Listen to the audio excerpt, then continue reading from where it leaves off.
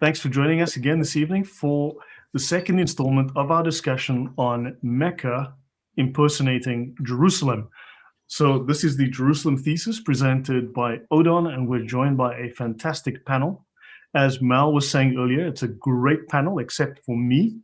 And just kidding. So yeah, we have a fantastic lineup of guests here to discuss this. And we've got Mal, Islamic origins. We've got JC, the Quranic endgame. We have Kalam L from Titans TV. We have Odon LaFontaine. And of course, Usama, Darkwing Duck, the terror that flaps in the night, who I will be live with tomorrow again to discuss the Quran and the Tafsir. Sadly, I will have to carry that through. But yeah, so thanks everyone for joining us. We're going to be talking about the evidence for Mecca and how Mecca is actually Jerusalem or recreated Jerusalem. So yeah, Odon, I'll let you open up. Hello, Just Chan. Yeah. So Odon, let you open up, and then we'll work through the panel. And then I've got a little bonus for everyone. So Odon, welcome, and thanks for doing this. Well, thank you, Lloyd. Hello, everyone. I just want to add that if we're lucky, Paul Ellis will join us, but he hasn't responded yet. And tonight it won't be about evidence that the narrative, the Islamic narrative, is about Jerusalem rather than Mecca. It will be counter evidence, anti-evidence, evidence that Mecca cannot have been the city that is described in the Islamic narrative. We will talk about the Meccan environment, which is very harsh and cannot sustain 1,000+ people city, such as Mecca is supposed to have been. Yeah, not without extensive technology, not without irrigation, not without exactly logistics, air conditioning. I just did a quick comparison. I asked ChatGPT, are there other cities with climatic conditions that are equivalent or alike Mecca's? And yes, there are. There is, for example, the city of Aswan in Egypt, or Riyadh in Saudi Arabia. And there are some. And all of them, either they have a very big river, such as the Nile for Aswan, or they have been developed recently, very recently, thanks to major water extraction in the underground with modern technology. So there is no ancient city with a Meccan-like climate without a big river to sustain it. And it's already a clue that there is something wrong with Mecca. Right. I covered something with JC yesterday, which we'll do a talk on. But if you do a statistical analysis of if you look at the Bible, let's say you take Paul's Gospels, right, where he's supposedly addressing a pagan audience as well as like Romans and Christians, right? You'll see roughly there's like a 40 to 60 split across various books of the Bible where they are evangelizing and addressing a foreign audience as well as their own people, right? Teaching for their own people as well as trying to evangelize to pagans. But if in the Quran, 96% of the people mentioned in the Quran are biblical figures. You would think that if Muhammad's message is addressed to pagans that he's trying to convert, you'd see 60% pagans and maybe 30% Muslims. Especially Brother Lloyd, when we know that he was sent as a mercy for mankind, for all the people. He's not a prophet of a specific group or specific people, as he claims some of the Christians are, or the Jewish are, but he was sent to the whole world, the whole earth. So his audience should be all varieties of different people in planet Earth. Yeah, so there's a problem with the percentages, and I think so Usama, since you're here, introduce yourself, please, and let's then we'll move to Kalam and JC and Mal, and Paul has joined us. You already introduced me as that guy who flap on the night, whatever you said. I like what you said. That's good enough for me. Awesome stuff. Everyone knows you, so yeah, that's great. Usama is actually on TV. He's on the radio. He's on YouTube. He's everywhere. So find it. Thank you so much. Appreciate it. And he's done his own Quran translation. He's busy with the new one, and we've written on the tafsir. So yeah, so great. And Kalam, please introduce yourself. I'm glad you joined us. Yeah, definitely. I couldn't miss this one. I saw the last episode and I was gutted that I couldn't be part of it. So yeah, thank you once again for inviting me on the panel. Kalam from Titans TV. I'll say we're most famous for being at Speaker's Corner and actually debating and putting on a lot of debates at Speaker's Corner as well, recording it and making that go worldwide. Currently, I'm doing a lot of research into the Abyssinian origins of Islam, really delving into the 6th century and the environment. What was Arabia like in the 6th century? What was the power structure? What was the religions like in the Arabian Peninsula? And just trying to figure out how did Islam actually emerge, looking at the material culture as well as the contemporary literature available. Right. Awesome stuff. Yeah, and you did a great presentation. So hopefully we'll expand on that and build on that, because now I think we're ready to accept that there's life before 570 AD. Mal, welcome. Maybe you can make a brief intro. Was that to me? Yes, Yeah. Mel. Yeah. Oh, I just broke up and I didn't hear. So I'm Mel from Islamic Origins. You probably know of me. I'm looking into how Islam began, and I'm mainly focused on the 7th century. In terms of the latest from me, I've been looking at the question of the mole on Muhammad's back this week, and I've basically suggested this week that seal of the prophets comes through Tertullian, and interestingly, later Muslim exegetes talk about the seal of the prophets being to do with Mani, but there's no documents that have survived from Mani that suggest this. This is purely Muslims suggesting that. But if you go back to Tertullian, you discover not only is there reference to the seal of the prophets in relation to Christ, but also the mark on his shoulder, which I'm suggesting is where the Muslims get this mark on the back. And it's, of course, the mark of the cross on his back. And the other thing I found out this week is there's an Arabic word called zabiba, which means raisin. And I made the link that in Gabriel's Reynolds' book, he talks about the description of the people prostrating in the Quran. He says, while he can't prove it, he says it's more than likely that it's Eastern monks that's been referred to as bowing and getting a mark on their forehead. And that links with that word zabiba. So the zabiba means raisin. So this is where the Ethiopic connection comes in. You remember that famous hadith that refers to the Ethiopians as having heads like raisins? Yeah. It could be lost in translation that actually what's referring to is the Ethiopians are pious because of their mark on their forehead. And so even if a pious Ethiopian was a slave, you should still obey him because of his piety. Totally different meaning to how it's come down. So instead of it being a racist thing initially, it obviously is racist the way it is presented nowadays, but it got lost in translation. So it's interesting how in both cases they've taken something and they've twisted it. This is a common thing. Great. But by the way, the Egyptian, when they pray, I was about to show that, Usama. I'll show that. Go ahead. Yeah, not to worry. No, it doesn't matter how many years you pray, you will not have that mark on the forehead.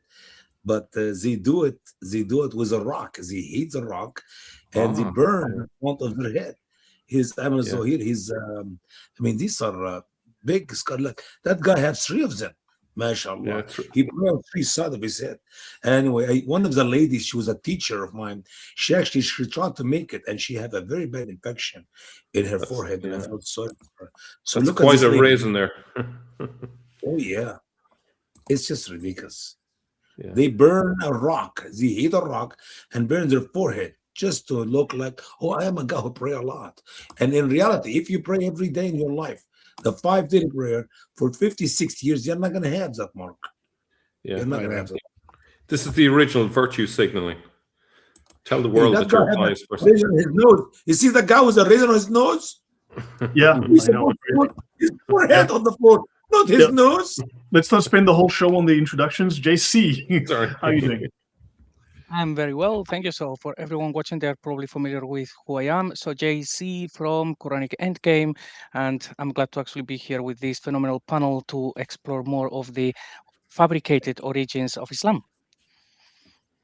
Great. Yeah, and Paul, very welcome. Thanks for joining us again. Hi, sorry, my camera doesn't seem to be working at the moment. Can you hear me okay? Yes. Yeah, that's We good. can see Well, you're a distant here. I'm nothing really to look at, but I shall, after we've done the introductions, I might do the old tried and tested, switch off the computer and start again. So I may leave you for a few moments and come back. Okay. But yes, who am I? I live in London, and I've been writing for a few years now a book which is very close to completion, called Jerusalem, City of Islam. And my core thesis is that the Masjid al-Haram, the House of Allah in the Quran, is in fact a reference to the Jerusalem Temple. And I find arguments in favor of that. And then I also work from that to use that as an interpretative tool to find out what the Quran really means. Right. Excellent. Yeah, fantastic. And okay, briefly, so I just want to show something, then we'll move on. So I spoke to JC about this yesterday. We'll talk about this, and anyone who wants to join us is welcome. This was actually done by, I think, a guy who's an actuary. He did a statistical analysis of all the people named in the Quran. Right. This is an example of Paul, the work of the Apostle Paul. So here you've got the Jewish or pre-Mosaic biblical characters of 58%, and then pagan and non-Jewish of 42%, because he's addressing a pagan audience. He's evangelizing to, and he's in a world that has a lot of pagans, right? So you can see this. Now, if you go through other books of the Bible, for instance, like if you look at Joshua as 131 to 69, now if you look at a word cloud of the New Testament, Jesus is mentioned heavily, Abraham, Moses, Adam, Paul, no Muhammad, oddly enough, right? No Muslims, I don't see any, but you can see what the Quran, what the Bible leans on. Now let's quickly skip over this. Let's go to this. This is the Quran. 96% of the time, the speaker in the Quran is talking about the Bible. Almost exclusively. Only 4% are Arab or Greek or non-biblical characters. Yes, Mel? No, that's amazing. That's a great statistic to have got. Mm-hmm. Yeah. And so if you look here, if you deep dive on the people, 40% of the time, the speaker in the Quran is talking about Jesus and Moses, at least 40%, just at face value, right? So you're looking at Jesus is 21, Moses 18, and then everyone else is 61%. Muhammad, the supposed central character, is less than 1% of the Quran. Yeah. So the central figure of the Quran is mentioned less than 1%. Right? But when you look at the word cloud, have a look. Jesus is the main character. In all the books of the Bible, start from Genesis. We should do a study about that. Show Jesus throughout the 66 books of the Bible. Yeah. So now what happens is, now this was done by a guy who specializes in statistics, and he put this together. So the Quran doesn't math here for the Quran versus any other document from that era. There are probably titles for Jesus that would actually increase that percentage even higher. Say again, please, Mel? If you take into account, there are probably lots and lots of references which are referring to Jesus, but maybe not naming him as such, which would boost up the references to Jesus even higher. Correct. Yeah, so we're using the overt ones. And then I'll quickly make a detour. With the release of the Epstein PDF files on the internet, we've and Muhammad does appear in the PDF files, by the way, but Muslims have been very much busy on social media saying there are no Muslims in the Epstein files. I'd like to mention the Epstein files, this is from the Middle East Eye, show Kaaba cloth pieces from Mecca was shipped to him via Muslims in the UAE. So for some reason, pieces of the Kaaba, not only the Kiswa cloth, apparently other pieces as well of the Kaaba were sent to Mr. Jeffrey Epstein. And we'd obviously like to know why. I'm asking for a friend. Right. Perhaps they're all cut from the same cloth. Very It's good. very simple. Very good, sir. I know the answer. No. I'm serious. I'm serious. Listen, Muhammad was the greatest influence on him. He literally learned a lot from Muhammad and his Sunnah. He didn't like it to go to the 8, 9. He limited to 14. So if you are younger than 14 years old, he for little girls, he is not interested. That's why Muhammad was not too much heavily involved in the life of him, because he thought he's abrogating the Sunnah of Muhammad by moving the age of the females from 7 and 8, 9 to 14. Muhammad was very upset, and that's why he quit. But Muhammad originally was there. He is the greatest influence on Epstein in his decision to move on with this new immoral way of life. But sadly, because he changed the age, it did not work out. Sometimes people split. He get different opinion, and if you disagree with the Prophet of Allah, there's no chance for you to be part of his propaganda. Okay, you got it. I hope I make sense now, because I worked hard on that question, man. Yeah, but Muslims are obviously going to say this has nothing to do with Islam. But yeah, why are Muslims sending Epstein, and why is Epstein so interested? He's not asking for pieces of I don't know, St. Peter's Basilica in Rome. He's asking for pieces from the Kaaba. And then on top of this, here's a letter, right? Let me just go here. This is from Aziza Al-Ahmadi, okay, to Mr. Epstein. This is 2017. By the way, the black piece was touched by a minimum 10 million Muslims, right? They walk around the Kaaba and they all try and touch it, and they kept their prayers, wishes, tears, and hopes on this piece, hoping that their prayers to be accepted. And so he is sending a piece of the cloth to him, right? The kiswa. Wait a minute, that's her, not him. Go back. What's her name again? Aziza, she's a girl. Aziza, a female, not a man. Aziz is a man. Aziza is a woman. Go ahead. And then you've got Abdullah. I'm assuming that's a guy. Okay. Abdullah is a guy, yeah. And then you've got Karina Shuliak, you've got Daphne Wallace, new shipment. As per instruction, we will ship some pieces of the Kaaba for the mosque. What mosque is Epstein requesting pieces of the Kaaba for? In the attached file from page 224 will be the actual pieces you'll be receiving. An explanation of each was added. So, mashallah, mashallah. So why are they sending pieces of the Kaaba to Mr. Epstein for a mosque?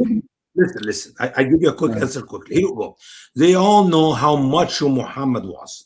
I mean, he is a man who is a sex machine, however you want to say it in English. And they thought if he will be touched by it, he will receive some of the power of Muhammad, so he can be able to perform even heavily than just one or twice. This is the temple on Epstein's Island. Ooh, and they were sending him pieces for the mosque.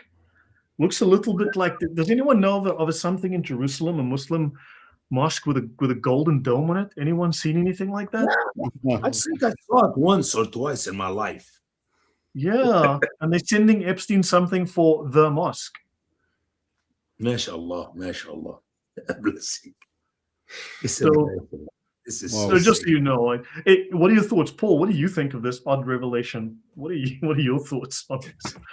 Well, it's outside my specialism. It'd be interesting if he wanted to recreate a kiswat for his little shrine there. That would be a rather strange thing. But as we say in Yorkshire, there's naught as queer as folk. Yeah, but we do know that Epstein's victims were actually older than Muhammad's victim, right? Much older. Yeah, Epstein at least had some standards. So then definitely. So Odon, I think over to you. I will stop sharing, and then I think we hand over to you. No, but before you get to Odon, please. All right. It's in my heart. I don't say it. I'm going to be unhappy the rest of my life. the connection between that guy and Islam, it's amazing that you always see all over the West, gay and lesbian also love to be Muslims. Now we got two huge mosques in America, one in New York and one in California, of gay and lesbians. And the more I study about Muhammad, the life of Muhammad, I found that he was a gay, especially when you talk about the Zot, the powerful Zot, and how Muhammad was really having a good all night long business with them. So it seemed to me the lifestyle of this guy and the lifestyle of the homosexual, it fit perfectly with Muhammad. The more you know about Muhammad, the more you want to embrace Islam, Go ahead. I'm done. Okay. I should if I can just pop in there, should have a little rider here that is all according to the tradition and the traditional narrative. But for my part, I don't believe a word of it. So I think the truth is very, very different. But you're correct, sir, that is the disreputable story of Muhammad, as it was later told by by people who considered themselves his followers. Yeah, I tend to agree with you, Paul. The narrative is a forgery, and but tonight we will see arguments for the forgery on a different topic. It will be about Mecca. In the previous stream, I tried to show how the Islamic narrative tried to tell its story thanks to the reinterpretation of the Quran. And we saw how, according to this Islamic narrative, the Quran supposedly tells as a Meccan reading. It tells the story of the city of Mecca within Islam. So it was the previous stream. I urge our viewers to see it on Lloyd or Jesse or my channel. And so this is what we did last time, but this time, tonight, I want to address some of the major issues that there are with the location of Mecca. Issues linked to its environment, and the most major, the biggest issue of all, it's the biggest constraint there is. It's the question of water, the water supply in Mecca. Because the first thing... I don't know. I hesitate to interrupt, Odon, but I'm getting a lot of interference here. I don't know if other people are hearing it. It sounds as though Aisha's trying to get into the live stream. No, nothing. No. Everything is fine by me. Oh, okay. Maybe it's my headphones. I'll try and maybe I'll switch to some manual headphones. I might be picking up some local signals. Okay. Sorry. So as I was saying, the first thing one is to notice when arriving Mecca is its climate. It's a very harsh climate. It's a subtropical desert climate. So with extremely low rainfall, irregular rainfall. Sometimes there is rainfall, but mostly there is very, very few rainfall. So very few vegetation, very sparse. And so no capabilities for agricultural. And actually, it is still the case today. If you look at a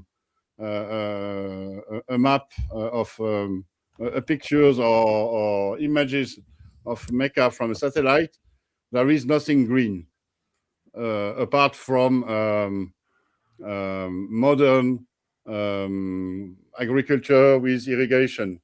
But there is absolutely nothing that is naturally green. And but as a result of this climate and the Meccan situation, location, there is a water scarcity. There is very few water in Mecca. And this condition, even with all the work the Saudis have done, are almost the same today. Today, there are huge desalinization plants in Jeddah on the coast of the Red Sea. that produce astronomical quantities of water. But even with these, people keep on dying of thirst, dehydration, exhaustion, and heat in Mecca. And last year, during the last Hajj, for example, 1,300 pilgrims died of thirst, of dehydration. And so, if it's still an issue today, with all the logistics and the extensive work that the Saudis have done, one can imagine how difficult it could have been, it was, in the 7th century. And it's quite easy to picture that there is not enough water in Mecca to support the population described in the Islamic narrative. So the Islamic narrative is a bit vague because, of course, there is no census of the population, the Meccan population within this narrative. We don't know exactly how many people were there. There is a study that has been done on the names of the males, the people. And the study showed that there were something like, in the Islamic narrative, 500 different male persons at the time of Muhammad in Mecca. So it would amount to a city of 1,500 people with the women and children, maybe a bit more.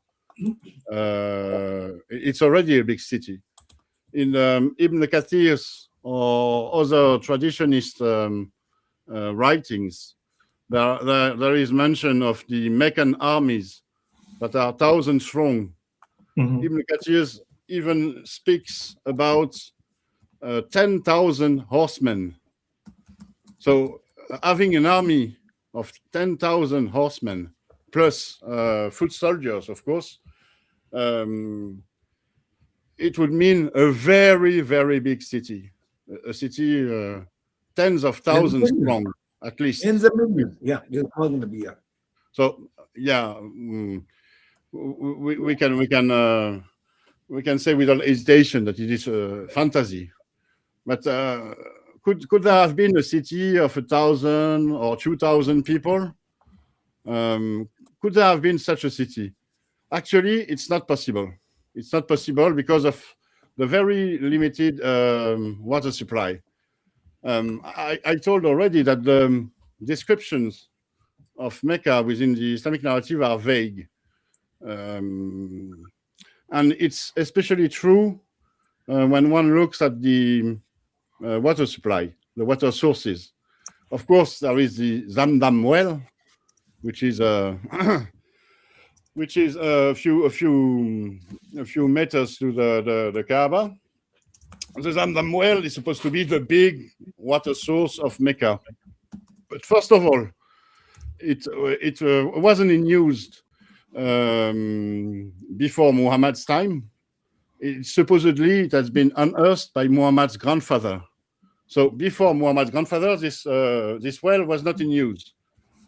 And besides, it's not a profound well that taps into an underground aquifer. The aquifer of Zamzam is fed by rains, so it is not it's not prehistoric waters like we have in Riyadh, for example, or in other cities. It is dependent on the rainfall. Yeah, Mel, I know you're an expert on the topic. No, well, hopefully I'm just going to add a little bit to it. So I think a related issue with the water, we often think of human beings and their need for water. So if you think of human beings, they need about 2 liters. Typically in a temperate climate, they need about 3 liters of water a day. In a hotter, maybe even up to 5.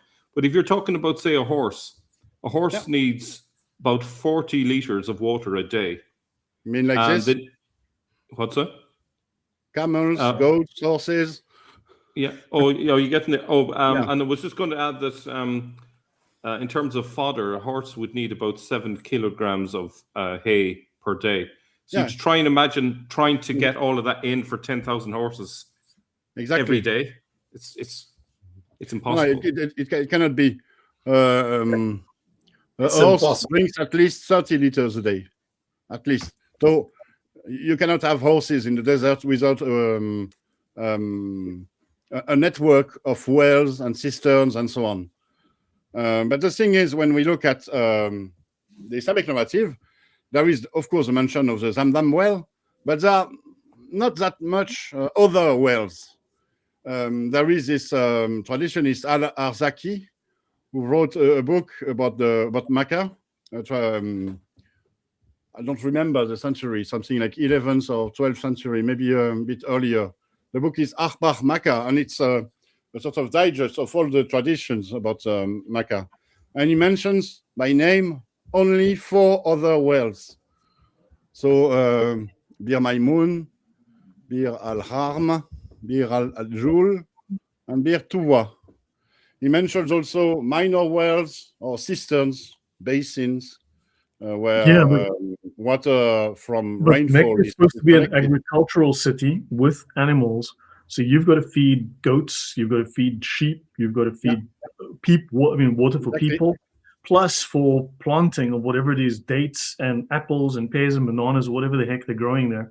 So you need water for irrigation. So you should have an irrigation network. You should have dams. And don't they speak of people fishing? So where's all this water?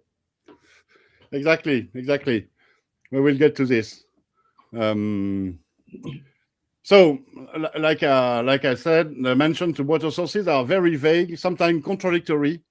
You find mentions of wells in stories that are supposed to take place in Mecca, and when you look into it, the well is in Medina or elsewhere. I will show you in a bit a map that has been done by a devout Muslim, supposedly a map of 7th century Mecca, and you will see this, but it's complete fantasy.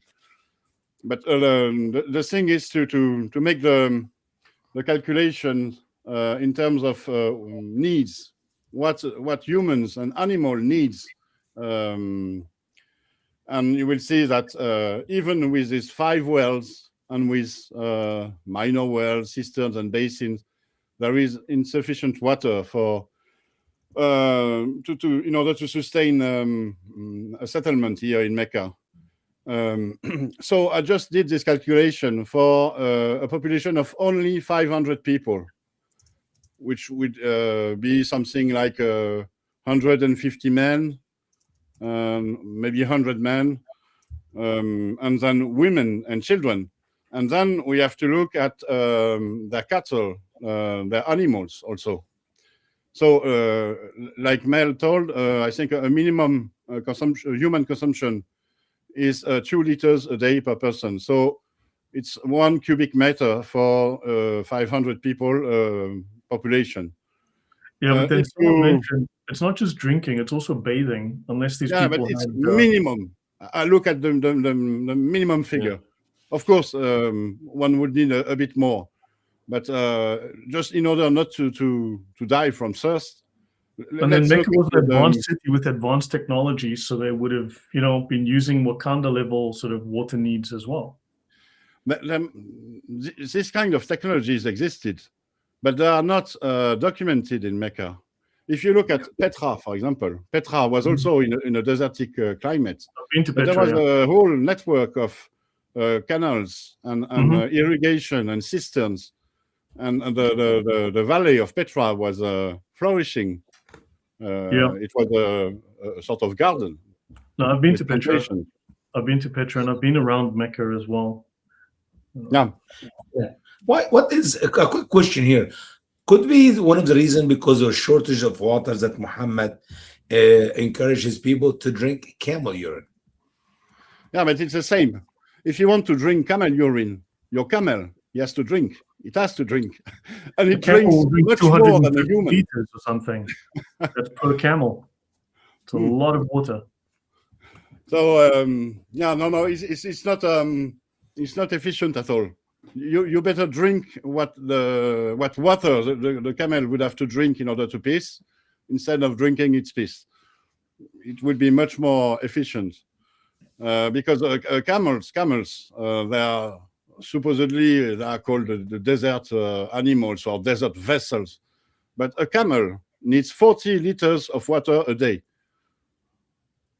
So camels can survive without drinking a few days, maybe a week, maybe more. But in general, they still need 40 liters of water a day. It's even more than a horse. And here I've done my consultant job. I don't know if your audience knows this, Lloyd, but I used to be a strategy consultant. So this is what I did, trying to understand things by making calculation. What would be the livestock required to support 500 people? So I try to, I look at the figures, how many goats are necessary to supply 1 liter, for example, 1 liter of milk a day per person, or half a liter. In this case, it's half a liter. What will be the meat consumption? So you can say that an average people eats a goat in a year, or 2 goats in a year, and so on. So those are not exact, precise figures, but it gives you an order of magnitude. The livestock required to support 500 people, it would be a mix of camel and goats. You could do all goats or all camels, but I've done a mix here since they are supposed to be traders, and so they need camels. The mix would be 150 camels and 500 goats, plus a bit of culture also, because you cannot live only on camel milk and piss and meat, and goat milk and milk. And if you add 10 horses, because there are mentions of horses also in the Islamic narrative, it amounts to a minimum consumption of 9 cubic meters a day for the animals. And that excludes irrigation for pastures, because camels, they do not live on thorns and bushes. They need pastures, and there are no pastures in Mecca. And even goats, they can live in an extensive system. They can live on shrubs and thorns and pure sparse vegetation. But if you have 500 goats, it starts to become a bit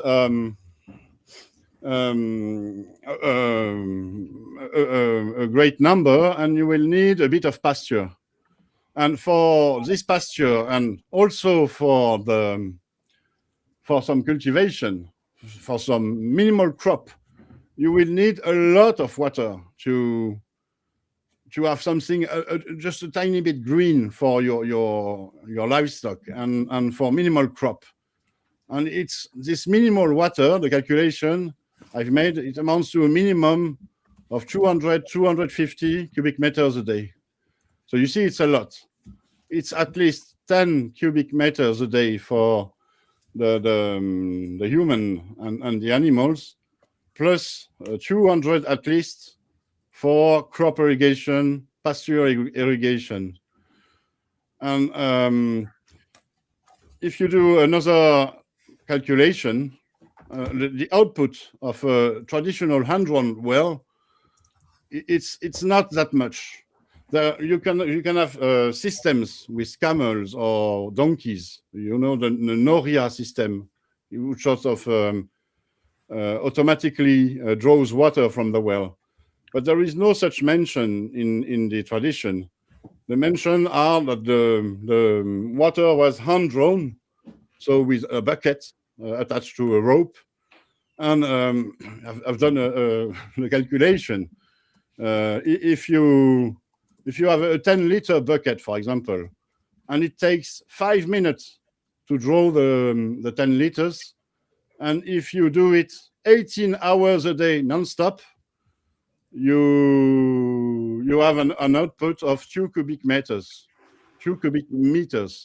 So the 4 or 5 or even 10 wells that we can find in Mecca are not enough to sustain the needs of a tiny Is there population. any evidence of people. Is there evidence of underground aquifers, rivers, or dams in Mecca in 700 AD, or 600 AD, or 650 AD? No. There was no dam. No underground the dam aquifer. would be built by Muawiyah in Taif. Taif, it's I've been to 3 Taif. 4 days walk from Mecca. I've been to It will be Taif. built in say 670, something like this. Yeah, I've spent a couple of days in Taif. There's not a lot going on. I can tell Mel, you. you are knowledgeable here. I think you. No, I've can, been there. I've been like to that Accord- region. According to the Islamic narrative, and I've begun to doubt this as well, Queen Zubaydah built an aqueduct to Mecca around the year 800. I think it was finished by 801 according to tradition.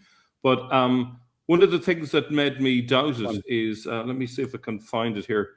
In the 16th century, there's almost an identical story involving the daughter of Suleiman I. Her name was Mehrima, and she was supposed to have renovated the aqueduct. Yeah. And I find that a bit of a coincidence that in both cases we have 2 important women involved in dealing with the aqueduct. And I think it's likely that the 16th century story was they built an aqueduct then, and then they pushed it back to the 800s to make it all kind of fit. But I don't know beyond that. Anyway, it's this aqueduct thing. It's evidence that there wasn't enough water on site. Yeah. Life was not possible in Mecca, at least for a settlement of several hundred people. So some scholars think that maybe there could have been a seasonal settlement, for example, a week a year, 20 or 40 people gathered there. But it cannot have been much more. Yeah. It's physically not possible. Mm-hmm. Yeah. And yeah, this is the conclusion that So is, no aquifers, no dams, no rivers. How then? Lloyd, let me give you another evidence of that. In the Quran, there's another Arab prophet, who was sent to the Arab before Muhammad. His name is Prophet Saleh. If you go to Quran chapter 7, for example, in verse 73, all right, Al-Tabari interprets that verse when Prophet Saleh brought the camel to the people of Samud. Al-Tabari is interpreting that he asked them not to harm her, the camel, even though it was a great miracle for that camel to come out of a rock. Yeah. It was a pregnant camel. But then Al-Tabari said, to you drink one day, and to her the drink one day. So which means all the people of Saleh can drink water one day, and the camel would drink water one day. They could not have enough water for both of them on the same day. Listen, this guys are very serious. This is not a light to talk to take lightly. So in the day where they allow the camel to drink the waters they have, they can drink her milk, and it was enough milk for all of them. It's a little bit exaggeration here, but you can take it with Al-Tabari. I'm not a scholar. I just tell you what the scholar said. And that means in the following day, there'll be enough water for all the people of Prophet Saleh, the people of Samud, to drink the water. This is a true nature of such the Sahara, the desert of the Arabia. Muhammad did not make up the story out of thin air. They have not enough water there. It's reality. Way even before Muhammad, during the life of Prophet Saleh. If Muslims obviously believe in that, I don't believe there was any Arab prophets, as they claim there were 4 of them, Shaib and Saleh and Muhammad and whatever the last idiot is, I can't remember his name now. Anyway, so that is internal evidence in the Quran that it's not like a land with rivers or some what do you call, deep water coming from the ground. No, none. Go ahead. But Usama, just a word. It's about the people of Salih, so it's not in Mecca. They're Arab. The scholars of Islam. I know they're not Mecca, but somewhere near Mecca, Arab. Yeah. You know, you said this camel came out of a rock. What is interesting is if you look at the god Mithra, he was born out of a rock. MashaAllah. Could there potentially be? I mean, this is just kind of off the wall here, but it's just odd that you know, you've got this overlap here with the only other god I know to come out of a rock was Mithra. He was born out of a rock wearing a hat. So I don't know how he was Jesus, you know, but yeah, you've got a camel coming out of a rock as well. Can I jump in at something? Please. Sure. In order to grow crops in a desert, you have to have soil. You can't just plant things in sand. That's the first issue. In order to have soil, you need cow manure and horse manure. So you need the animals there, and then you can grow things. And if you just try and put water in sand, it will just drain through. It's not going to retain itself. So you have got a major problem. So it's kind of like, which comes first? Is it the water? Is it the animals? It's very hard to grow things. And this is a problem. I'm interested in the situation where they're trying to send humans to Mars, and they have exactly the same problems. They know that in an ideal world, you bring all the food you need to last out there, but it's impossible. And so they can't really send humans to Mars because they'll never be able to grow things there because there's not enough water and the soil is completely wrong. You have the same problem in Mecca. The only reason it's relatively possible in recent centuries is because of technology. But prior to the technology, as some of you mentioned, it was possible to maybe have a couple of pilgrimages to the location in a year. And that was with the full backing of the caliphs, who basically funded this really expensive trip to Mecca. But other than that, I don't see how it was possible. Yes, some Muslims or even Western scholars who wants to cling on the Meccan narrative, they explain that there was no crop, of course, in Mecca. It was not possible. But what the Meccans did was buying vegetables or crops in nearby Taif. But Taif is not that nearby. It's a 3 to 4 days walk from Mecca to Taif. So it's a week-long trip just to get some groceries.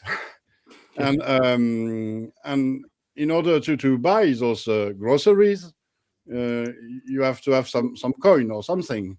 So you have to have a decent breeding livestock activity with many camels and goats that you could trade for vegetables, or to have at least a very profitable caravan trading, which could sustain the buying of such groceries or supplies from Taif.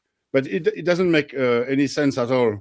You don't settle in a place where you have to make a 7-day journey, because it's a journey. It's a 1,300 meter walk up. How do you say that there is a plateau? Yeah, a plateau. But Taif is 1,003 meters higher than Mecca. So it's not that easy, especially in this climate, in this desertic climate. So the thing here is it's blatant. Why settling in Mecca when you can settle on the plateau in Taif? What's the reason for Mecca? So the Muslims would say, yeah, it's because of the Kaaba. But you see how it's reasoning in circle. The evidence for an ancient presence in Mecca is Islam itself. So Islam cannot prove itself outside of Islam's narrative. But even with this, we have seen that the water supply is not sufficient enough for human and animal needs. So even with this idea that one could get supplies from Mecca, it cannot stand because of the water constraint. But it hasn't. May I add something just before we Yeah. move on what you have just said, Odon, about the narrative? Islam cannot prove itself outside of the narrative. So something that we see quite a bit is for those who defend still the narrative, and then they are shown that these things don't make sense, they think that a suitable defense is to say, oh, well, the narrative happened the way that it's been told is, yes, it was at a smaller scale. It was a lot smaller because that's how history was written. History has always been written by people who are biased, who have one vantage point, and they get a lot of things wrong.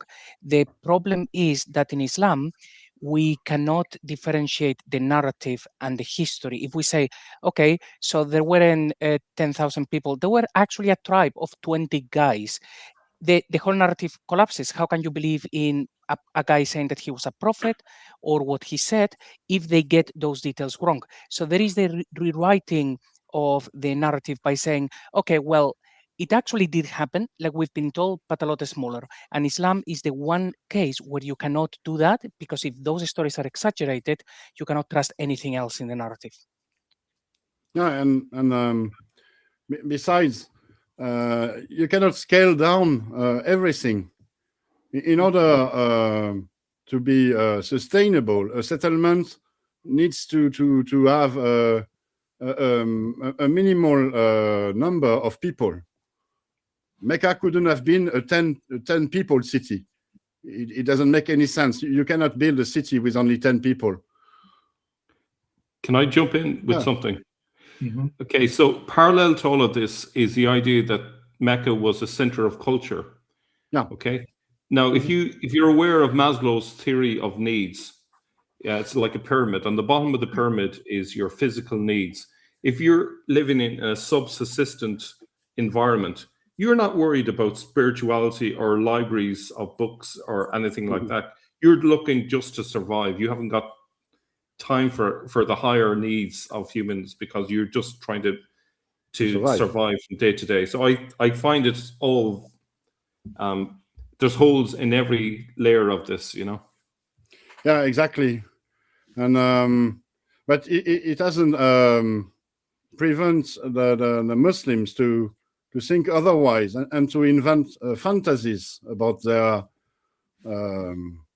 the birthplace of their religion. And I want to show you here an interesting thing. It's this map that has been done by a guy called Binimad, or you can go to siramaps.com. There is a video presentation of his map, and for him, he has been praised by every Saudi and Muslim authority in Arabia. For him, this is what Mecca would have looked like in the 7th century. He pictures it, you see, with tens, hundreds of houses, a graveyard. There is a sheep market, but you see there is no green at all. And he only mentions 4 wells, excuse me, apart from the Zamzam well, Al-Jafr, Salja, Al-Betr, which are not mentioned in Al-Azraqi book. So it's a bit strange. And you see how this is a fantasy. It cannot have been. This is a completely desertic area.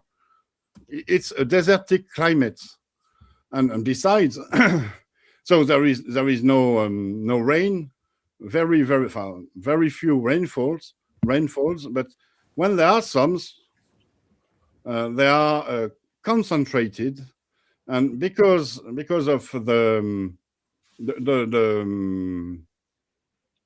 physical, the physics of this location, you see there are many hills or rocky hills, like here.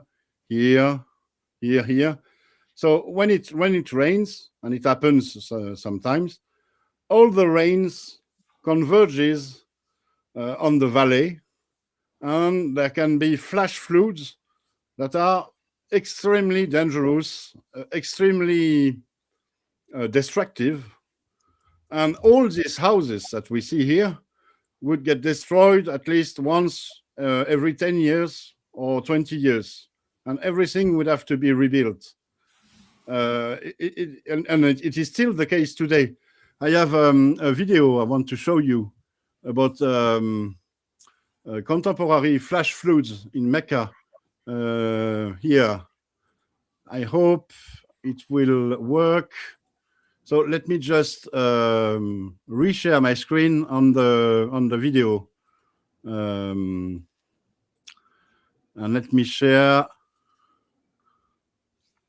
Let me share the flash floods in Mecca. This one. Just tell me, do you have the sound? No sound coming through. You have to share it when you do the share, but that's Well, fine. You don't have to. Oh, wow. That's crazy. Yeah, this is in Mecca.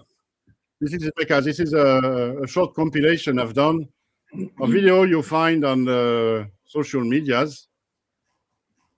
And you see when the rain happens, it concentrates, and it can be very, very dangerous.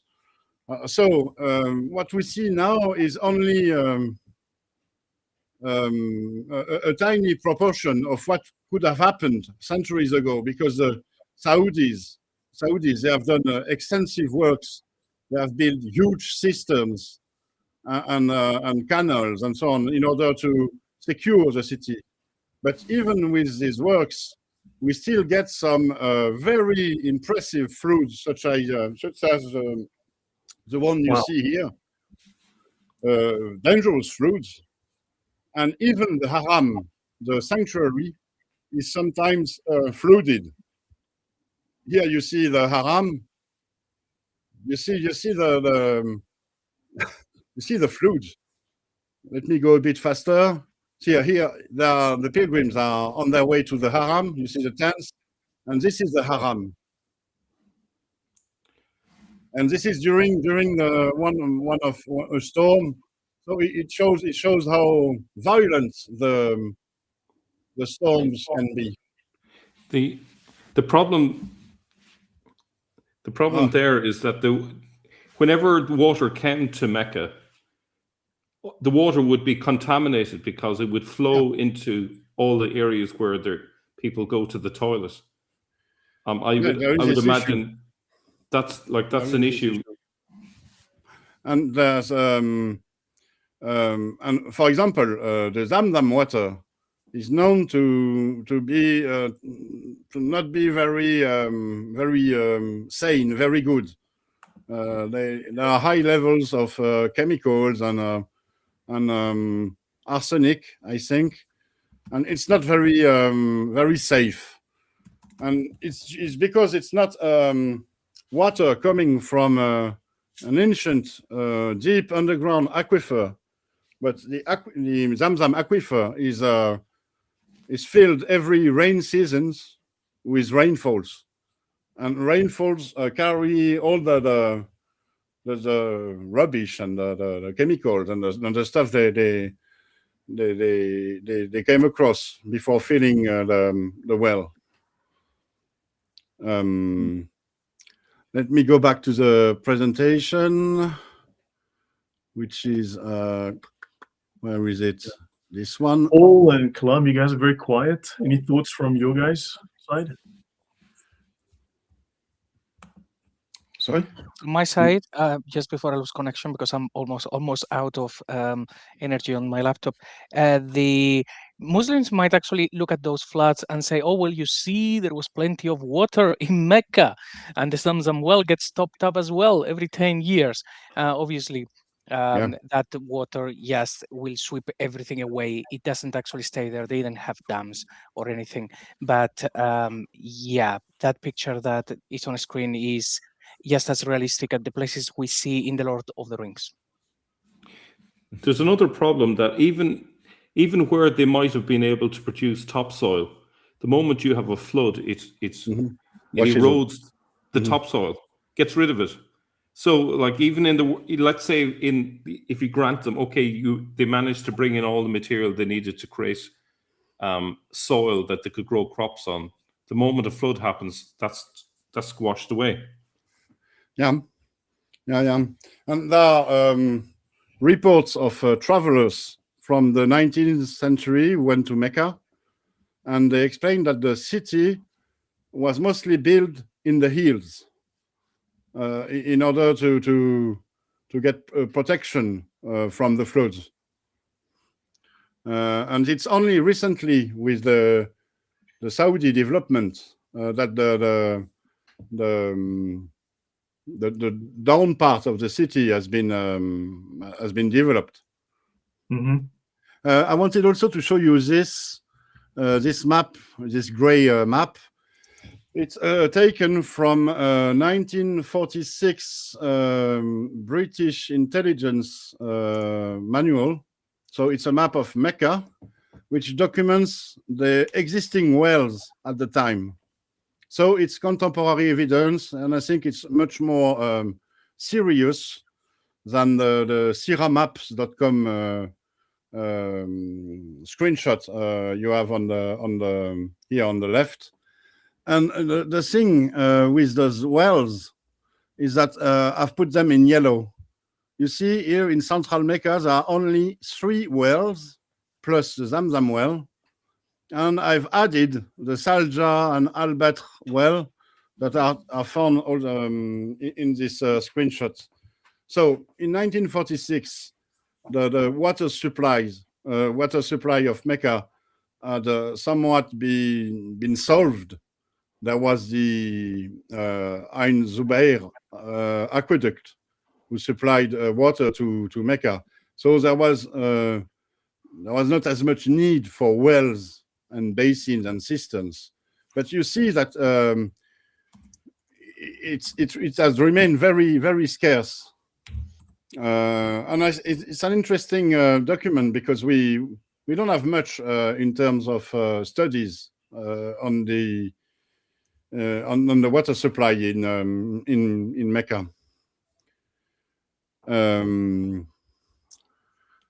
Yeah, we talked about the floods. Here there is this. I've put up some pictures of the 1941 Mecca flood, and this picture is of a more recent one. Actually, this violent flood phenomenon, it happens one every 10 years, something like this. But once a century, there is a very, very major violent flood. And it's a great concern for the Saudis because the last major flood was in 1941. And so a flood will happen in the coming years. It's a matter of time. It's fate. And so the Saudis have asked Western agencies, Western construction companies, and so on they have to ask them to address the problem. And these companies made studies. I've quoted one in my book, In the Great Secret of Islam. And these studies are very, very alarming because they say that the next major flood will be much more violent than the former one, the 1941 one, because in the meantime, the city has been covered with concrete and roads and so on, and so there is no room, no bare soil that can absorb water like it did in 1941. So the next flood will be a very, very big one, and it could mean the destruction of the city. Even with the extensive work that the Saudis have been doing. So we'll see what will happen. It will be something to consider. Here I wanted to talk a bit about the water issue, exemplified by the Ain Zubaydah aqueduct. So Mel already talked about it. There is this story in the Islamic narrative that it was one of the wives of Khalif, I think it's Al-Rashid. Yeah. At the end of the 8th century, supposedly, according to this narrative, she was desperate to see that many pilgrims were dying of thirst in Mecca. And she took it upon herself and her own personal treasury to have several aqueducts built, tens of kilometers long aqueducts that brought fresh water to Mecca. And this system remained in place up until the midst of the 20th century, when it was replaced by more modern constructions. This is an interesting anecdote, because of course there was no such thing as hundreds or thousands of pilgrims dying of thirst in Mecca. But it shows us that the pilgrimage was not possible before this aqueduct system was constructed. It shows us that Mecca could not have existed without this water system supply. It shows us that Mecca was invented at least in the 9th century, or at the end of the 8th, beginning of the 9th century. So it's a sort of hard evidence that Mecca is a fabrication. We can also have other clues of this within the Islamic narrative, with the story of the Karaites. The Karaites were a Shia faction that was opposed to the pilgrimage in Mecca. They thought it to be an innovation, an heresy within Islam. And at the beginning of the 11th century, I think, or at the end of the 10th century, maybe beginning of the 11th century, the Karaites conquered Mecca, ransacked everything, destroyed the Kaaba, poisoned the wells. They stole the black stone. That is this meteoritic stone in the that is put in a corner, in one of the corners of the Kaaba. And because they thought that it was an innovation. It's also a clue that the Mecca, as the birthplace of Islam, as the pilgrimage center for that every Muslim has to do once in its life. It's a creation. It's a fabrication. Otherwise, they wouldn't have needed to conquer and destroy the city. So this water issue is very, very important, and it's a hard fact. Some of what I've told you is based on the Islamic narrative, but the water supply in Mecca, it's very concrete, it's very tangible, and everyone can understand that without water you cannot have a city, you cannot have a settlement, and you can invent every well every fantasy story in the narrative, it won't justify. It won't be enough to justify the existence of Mecca before Islam. So we have hard evidence that Mecca did not exist. You see, it's something to answer to all of these Muslims who say absence of evidence is not proof of absence. Here we don't have absence of evidence. We have hard evidence, and it's everyone can understand this. It's very relatable. Yeah, I'd like to catch your attention, if you don't mind, guys, to the narratives of the scholars of Islam concerning Abraham leaving his son Ishmael and his mother Hagar in Mecca. I don't believe in that at all. I don't believe Arabs are the descendants of Ishmael. I don't believe Abraham took Hagar there. None of this not makes sense. But I think the writings tell you about internal evidence of what was exactly the condition of that land. You see it in the Al-Tabari, Ibn Kathir, all of them. They say the same thing. But it was a hard place for people to live. There is no plants. There is no trees. There is no water. And the miracle of her finding the water, Hagar and Ishmael was a baby at the time, 2 years or younger, because she was still breastfeeding him, according to the scholars' interpretation, which is all make no sense because we know Ishmael was at least 17 years old when he was kicked out with his mother, and we know where they were lost in Beersheba. And all the story Usama, it's better than camel's pills. You agree? Sorry?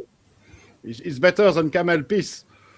Well, yeah, it is better than camel piece, that's true. But in the description of the scholars of Islam from Abraham days, that place was a place with no water, a place with no life. Even Abraham prayed. Go in the Quran and read it.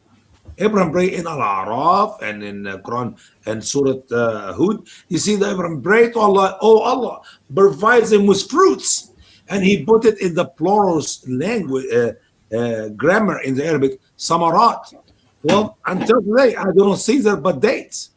So I don't know what kind of fruits if Allah only gave him one thing, which is date. So it's internal evidence that it was not really a wonderful place for people to live with water or plants or trees. Yeah. You know that a date tree needs 180 liters per day. Wow.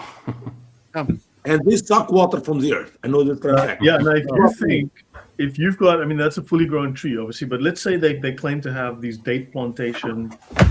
Let's say, I don't know, 1,000 trees. You work it out, 180 liters per day per tree. That is a lot of water.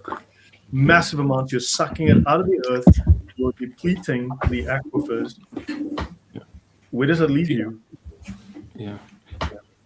There's another issue, which is in the traditions, they say that the water of the Zamzam well is inexhaustible.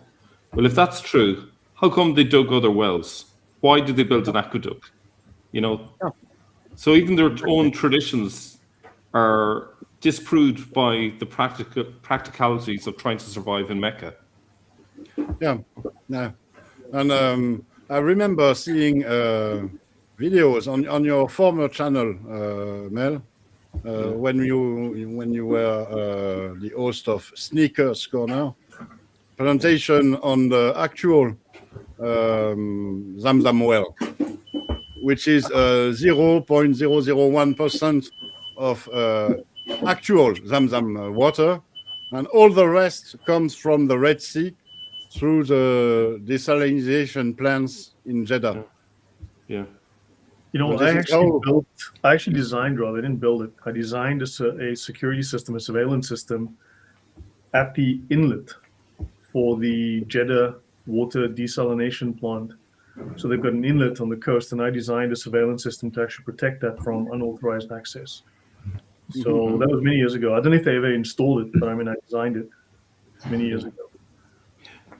Okay. Do you know what's a good parallel to all of this discussion is I don't know if you've been following, but the issue of water in Iran is a really pressing issue.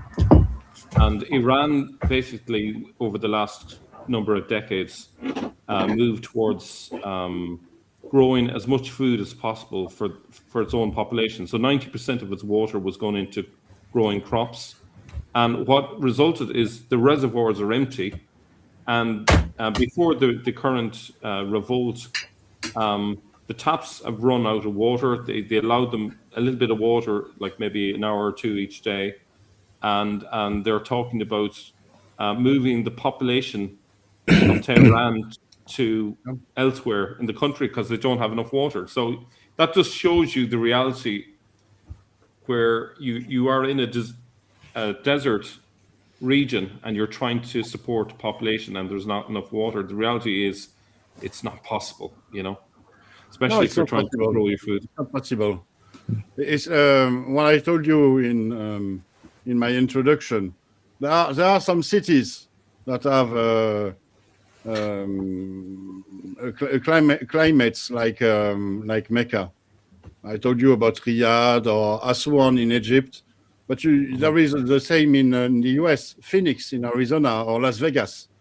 There are city built in the desert, but they benefit from the support of an external state that brings that has built dams, that has built huge canals in Phoenix or in Las Vegas, and they can pump into very deep fossil aquifers that do not exist in Mecca.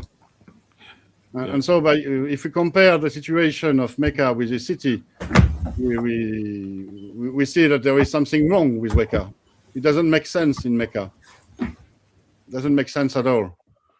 Yeah. There is another very important element to take into account. It's isolation of Mecca.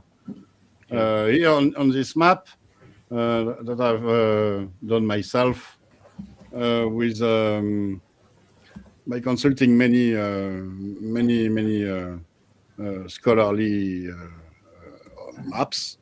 I've put forth the traditional here. It was the traditional caravan road, but it was not. You see that I haven't put Mecca on the map. Taif would be something like here, but in the 7th century, thanks to Patricia Krohn's work, we know that there was no trade, no effective trade on this traditional road. Everything had been diverted to the sea route here, which crosses the Red Sea, and the boats are much cheaper to use than a camel caravan, much cheaper. And every port is on the African coast, not on the Arabian coast. So it's another argument against the existence of Mecca. This is what she proved in our book, a major book from 1985, I guess, if I remember well, Meccan Trade and the Rise of Islam. And she never retracted what she wrote in this book, that there was no possible trade that could sustain the existence of Mecca. She wrote something afterwards, Courage and the Roman Army, making sense of the Meccan leather trade, where because of all the critics, she felt compelled to study a bit more this abstraction, this possibility, this abstract possibility of a Meccan trade, and she put forth the hypothesis that the Meccans could have engaged in leather trade with the Romans, but this hypothesis is only a virtual one, because it's it wouldn't have been a trade that would have been profitable enough to sustain the city. And besides, there is nothing. She hasn't taken into account the water supply or the agriculture that is not possible on the site. So all in all, there was no trade in Mecca. It was not a trading post or a trading base. You cannot raise camels in Mecca. You cannot have a caravanserai there, a base for the trade. It's located outside of the traditional itinerary, outside of the Arabian plateau, where you will find Taif, Najran, or Yathrib, for example.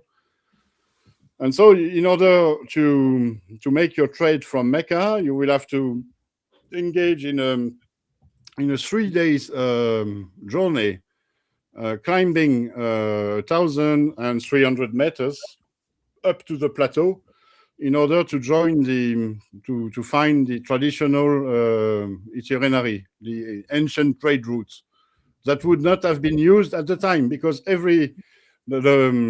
all of the trade had been diverted to the sea route, the Red Sea route. So it's another very strong argument against the possibility against the existence of an ancient Mecca. Yeah, I want to mention something that Kalam brought to our attention from his talk. Paul, I hope you don't mind. I muted you, Paul, because there's a lot of noise coming through from someone's mic. It sounds like someone stomping around a room. Yeah, it's Paul. Paul. So I would have muted you, Paul. I think it's someone coming through from your microphone, someone in your vicinity. Kalam mentioned Al-Mahabisha. Well, okay, Kalam mentioned Yemen, right? He spoke about Ethiopia and Yemen. And I mentioned Al-Mahabisha, which is the place of the Ethiopians, right? Which we discussed recently. Now, if we go into Yemen, if you look at these people were they were at one point, the third or fourth most powerful empire, right? They controlled all of Arabia. So if you look here, Al-Mahabisha, you're very close. These people traded. They were trading with China, apparently. India, China, even the Roman and Greek, the Byzantine empires, right? So they were trading all over, north, south, east, west. If you go to Al-Mahabisha, look at this. You've got similar terrain, right, as Mecca. But once you zoom in, it is very green. Look at the terraces here, the farming, and look at the volume of people. Or look at the settlements here, right? Look at the settlements. This is very green. You can see this farming everywhere. But as we go in close, for example, here, there are terraces, and these people are farming all over the place, right? So they've got plenty of water. They've got plenty of terraces. They're growing plenty of things. And these people were seafaring. So they were fishing. They were on boats. They were traveling all over. And the Quran speaks of this. Look at these terraces. Yeah. Right. So this place, and they had dates. They match everything that's ascribed to Mecca. Fits very well in Yemen as well, in this particular region. Not everything. What? Not everything. Not everything. There is more in the Quran. You will see. I will get to it. But you have a place that fits much better than Petra does. Yeah, I agree. Right? And it matches all of these things. And also Makoraba, which Muslims claim is the old Mecca. This is the original Makoraba. This is Makoraba has been mapped point blank onto this location. So this is the original Makoraba that Muslims refer to as Mecca. And this is everything. The trees, the entire, everything fits here. This is very, very green. This all fits. There's an issue that we haven't brought up, which is you can talk about the rainfall, but evaporation is also a key issue. And the differential between rainfall per year and the evaporation per year. So, for example, a figure that I've looked up is in southern Arabia. evaporation per square kilometer can be anything from 5 millimeters to 15 millimeters per day.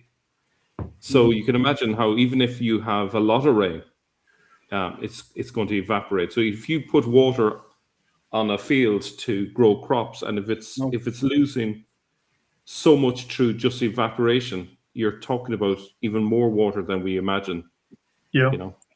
Yeah, Kalam, you wanted to say something? Yeah, definitely. I 2 points I wanted to make based upon everything that you guys been talking about. The first one is to do with, there's a beautiful quote within inside of Al-Jahiz. In there, he has a certain response from Al-Haykutan. And I don't know if you can put it up on the screen right now. I've got sharing my screen. It was like, the Arabs and this particular individual, I think he was of Ethiopian descent. It was like they're having a rap battle with one another, just jousting at one another. And one of the criticisms is that, let's just pull it up here, that basically that their country is basically not desirable, because if it was desirable, people from Himyar would have gone there to get themselves crowned. But alas, there is no winter or summer resort, and no springs which water gushes forth. It has no leisure fields, no seashores for fishing. It is only for trading, and traders are despised, weak people. Are you not a poppy, and your mother ate you? Okay, so just going on to other stuff, just jousting at the individuals, but just showing you that there's literally nothing there. There is nothing that is pleasable or pleasurable to be there. There's no fields, there's no seashores that you could do fishing. Like the most that they did or claim to have done is actually trading. So it's very interesting that the same criticisms that we're bringing now in the 21st century, already within inside of the 8th or 9th century, these criticisms were already there to show that it was an arid land that didn't have much as well. And then another thing, you spoke on the population size of Mecca, and I just wanted to bring up that there is an excellent article on that by Majid Robinson. If anybody actually wanted to check it out, I think. Yep, I know that's exactly where you're getting it from, and I was like, yeah, I like that. That's a wonderful book. A wonderful article. Let me see if I could just bring it up for everybody. Where are you? Over here. Majid Robinson, the population size of Muhammad's Mecca and the creation of the Quraysh. So it's even letting you know that even the Quraysh, as a supposed tribe or clan, whatever the case is actually 100% made up. Has it not switched over yet? Sorry, it was me. This is the study. Excuse me, Lloyd. This is the study I was referring to at the beginning. I spoke about a study that let me get it back. Out of 500. Could you just share it again, please? Well, could you just share it again, please? Okay. That was my fault. Okay, no problem. It's saying it's sharing. Yeah, there we go. Sorry, there it is. Yeah, there it goes. Let me go back onto it. Yeah. Majid Robinson. What he did is really interesting. He looked at the Islamic narrative, and he pinpointed every name for the males, for the men, and I think his final count is something like 500 men, Yes. 500 men population. So, 500. like I said, something like 2,000 people population in Mecca, which is not possible. I think he said in total, total is 552. 552. Okay. Yeah, 550. Let me just double check my maths on this. 552. It says this gives us a final figure of 552 individuals living in Mecca at the time of Muhammad. And this is on page number 17.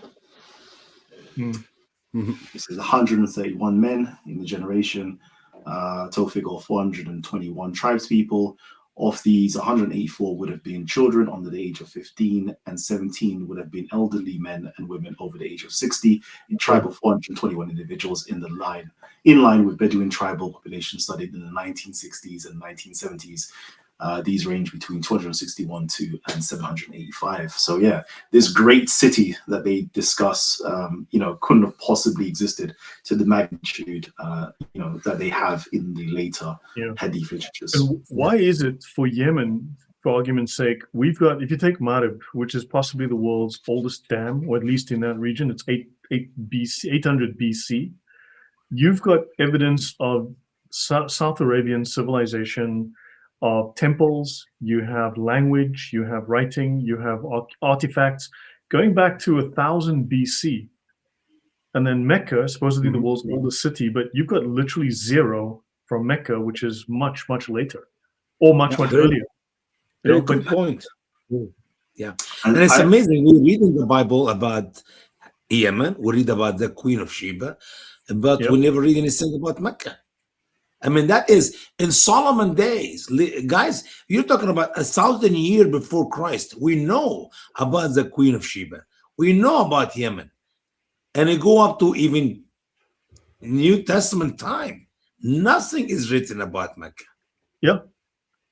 I mean, we have copious evidence archaeologically of South Arabian civilization, but literally nothing for this supposed grand city of Mecca. And you know what was amazing is all the years of my life in Egypt. I studied 18 years, finished high school, 4 more years in college, and they always produce Mecca to us as not just a great city. It is the city for the traveler. If you're coming from Yemen and you go into the Levant, if you go to Syria or you go to Lebanon, you stop in Mecca to get water, to get food, to rest, to relax, and enjoy yourself so you can continue the rest of the trip. And now I'm telling you, from what we've seen so far, if you have any water before you get to Mecca, you're out of water, and good luck to get a gallon of water when you leave Mecca to continue your trip. I mean, it'd be full to swing by Mecca. It's like me driving my car, and they said, go 50 miles that way to the east, from the trout, which we know there, so you can get some gas. And I know there's no gas there, so I'm gonna go 50 miles down, 50 miles out. That's 100 miles of nothing for nothing, because I'm not gonna get gas. Go ahead, brother. Yeah. This is part of what I call the argument of silence. Yeah. There is nothing to be found here. Yeah. Nothing to be found. Yeah. Paul, yeah. We have hard evidence that it could not have been in Mecca with the water supply and the climate. But there is also this argument of silence, that there is no trace, absolutely no trace of Mecca in ancient history. No ancient sources, like Patricia Krohn wrote it in Mecca Trade and the Rise of Islam. Say something. Paul, please go ahead. Yeah, sorry. First of all, my apologies that I seem to have been putting forward a bit of an argument of silence for the last 90 minutes. I've been having some technical difficulties with my I don't know whether it's the headphones or the microphone, but I've been hearing a lot of interference, and I commented on it earlier. I don't think anybody else can hear it, so it looks like it's coming in my end, but there's nothing it's here. Solved now, it seems it's solved. Nothing here that's wireless, so I have no idea where it's come from. But yeah, one or two observations I'd just make that I've been thinking about on that article by Masjid Robinson. I think just put it into context, he was basing that on accounts of the Quraysh that were recorded in the 9th century. There's a genealogy that was created in the 9th century, and he then extrapolates from this genealogy. He says, well, if this is true, then there would be far more later than there actually are, and he goes back and says maybe there'll be about 500. It says it's not certainly not an ancient people, because it couldn't have possibly have been. as I say, so it's an argument built on sand. Anyways, I suppose my point. It's not saying that there were 500 people there. He was simply saying that if this genealogy is to be believed, there could not have been more than 500 people there sometime earlier. So it's rather it's the Islamic narrative shooting itself in the foot once again. Just want to say thank you very much, Odin, for such a wonderful presentation. In truth, I've had absolutely nothing to add to it. It's been absolutely masterly and completely. It's rather cruel. You're kind of continuing to dismember and take apart the narrative long after somebody like me has dismissed it. On the trade route point, I think before we leave that, Patricia Crone said that it would take several weeks, wouldn't it, to do the whole route, to go from, say, Yemen all the way up to anywhere where you could possibly sell anything to. A trade route requires a producer and a market. That's or at least some place where you get the goods, and then some place where you sell the goods. Either create the goods or buy the goods, and then somewhere where you sell them, take them to market. And for Mecca to be on a route at all means a journey from Yemen basically up to, I guess, the Byzantine Empire or somewhere. And she said the only way that you could drive a camel, that sort of distance for weeks after weeks, about 3 weeks or whatever it was it takes to do the whole thing, would be if the thing was extremely valuable. So she talks about maybe jewels or incense or something of that sort. But there's no record of that in the narrative. The narrative talks about them trading in leather and raisins, and it's utterly ridiculous. I think common sense says that the Roman Empire would be prepared to pay somebody to carry common goods like that for 3 or 4 weeks, and for it to be profitable for them. It simply couldn't be. The second point, of course, is to be a trading hub. It's not enough to be on a trade route. You need to be on 2 or more trade routes. If it's one route, and then it's just a service station, it's a place where people stop. That's not the same as a trading route. You don't get huge markets and trading families and people buying and selling from each other if it's just somewhere where a caravan comes through once every few months and pauses for water. That's not going to create a mercantile community. That's a perfect point. I mean, the South Arabians, these Yemenis, had a number of cities, independent city-states almost, like Hatra, which was discovered in the late 1800s, which had a temple, a central temple, and they had all of the gods of all of the people who came and traded there in the temple, just like the Kaaba. So you had your 360 gods. They were open to anybody, and these city-states were basically places of peace. Everyone could trade there. Everyone, and I mean, so they had them all across Canaan, all across Mesopotamia, the whole Mesopotamian belt. They had, I think, a dozen of these cities. So the Yemenis do fit the bill here for traders.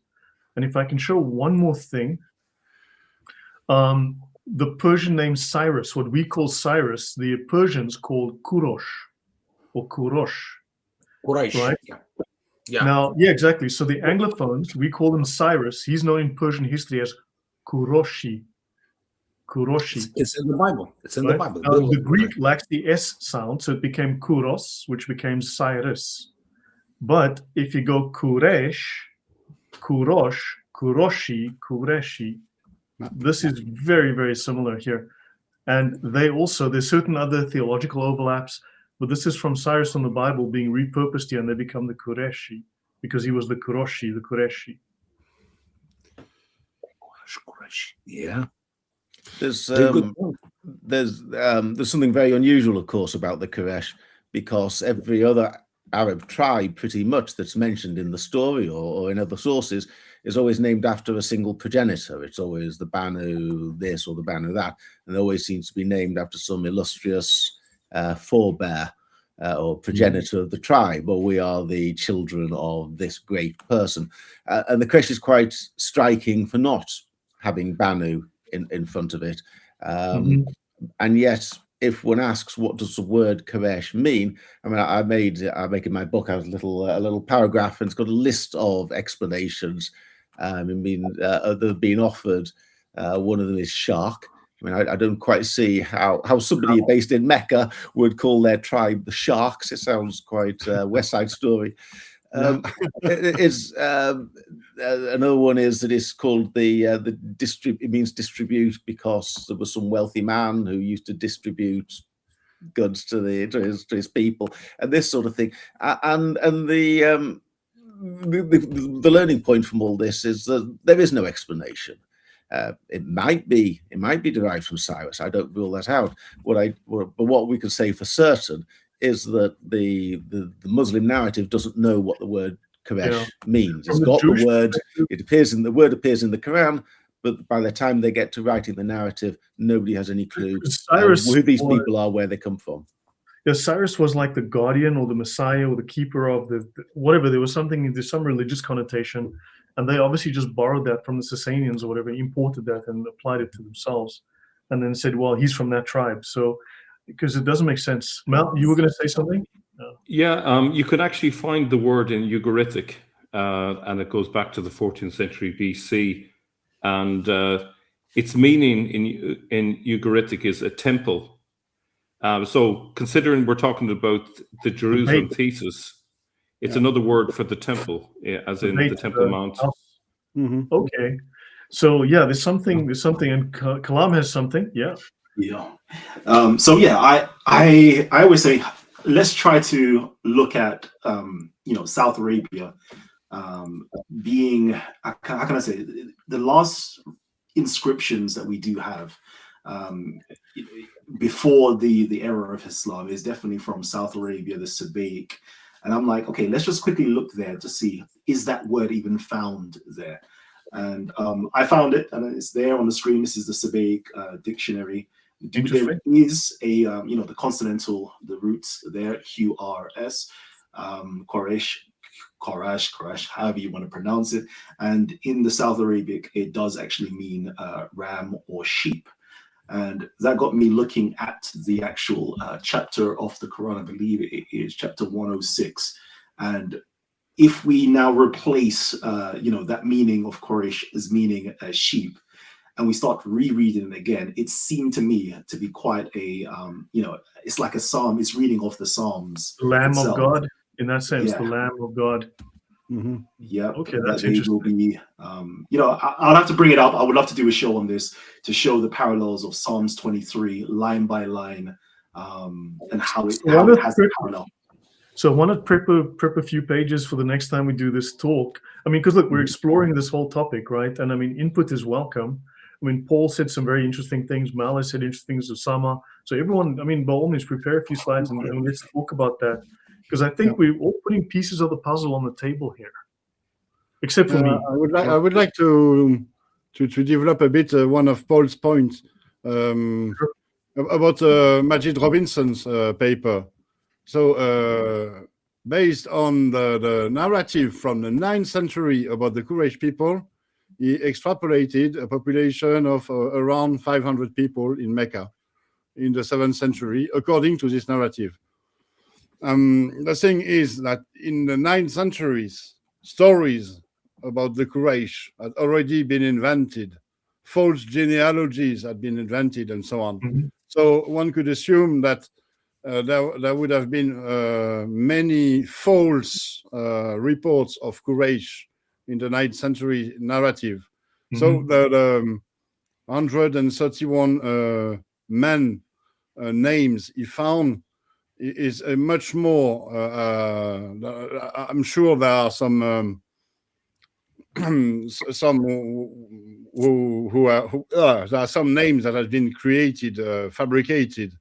Right. And so his evaluation is 500 people evaluation for the size of Mecca in the 7th century. It's an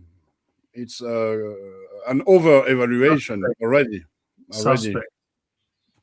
And it goes also with another argument against the existence of Mecca. You see, Mecca was supposed, according to the Islamic narrative, was supposed to be a hub, like you said it, Paul, a city where thousands of people met with flourishing trade activity, religious activities, and so on. And so one would assume that with the development of Islam, Mecca should have been the capital of Islam. Mecca should have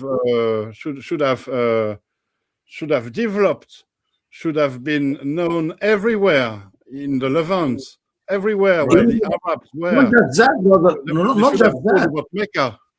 Yeah. But the Mecca thing with should be Mecca known. is that we have even less proof about Mecca after the beginning of Islam than before. This doesn't make sense at all. Sure, but not just this. Mecca should be mentioned at least in the Quran more than one time Mecca, another time Becca. I mean, if I look at the word Jerusalem or the word Egypt, I mean, for heaven's sake, Egypt is mentioned in the Bible over 600 times, which have nothing to do with the Holy Land. It just as a history, piece of land where some things happen with the people of God and so on and so on. But why Mecca is mentioned in the Quran? One time Mecca and another time Becca, and that's it. No, Muhammad never even. I mean, it makes no sense how the Quran is written to describe the city of Muhammad, where we know nothing about it. Yeah, it makes you know, sense. this is Hatra. So this was a small Arab kingdom. This is a South Arabian kingdom in Mesopotamia. If I recall, there was something like a dozen of these cities, these fortified trading cities that spread west and then south into all the way through Arabia into Yemen. And notice, officially called the Beit Elaha, the house of God in Aramaic inscriptions. So that lines up with what you said, Mel. It's the temple, it's the house. And Al-Hadr, that's Hatra. This was it flourished in the 2nd century, destroyed in the 3rd century, discovered in the 19th. And there's something like a dozen of these that are known of. They were on coins. This was very well known as trading cities. And they, as I said, the temple had all of the fusion of all of the gods.